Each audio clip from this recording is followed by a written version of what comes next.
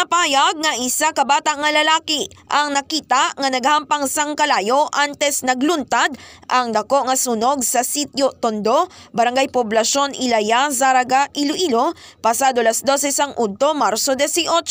Suno sa mga residente, nakita ang 7 ka tuig nga bata nga lalaki nga naghampang sang kalayo sa kwarto sang balay nga ginapanag-iyahan ni Maria Teresa Henon kung sa diin nag-umpisa ang sunog. Sa interview sang K5 News FM Iloilo kay Senior Fire Officer 3 Romelo Aguilar, Acting Municipal Fire Marshal sang Zaraga Fire Station, ginpayag sini nga ila ginakonsiderar ang nasambit nga aligasyon nga among posible gintunaan sang insidente. Apang suno pa kay Aguilar, nagapadayon sa gihapon ang ila investigasyon agod nga matulid ang matuod nga rason sang sunog.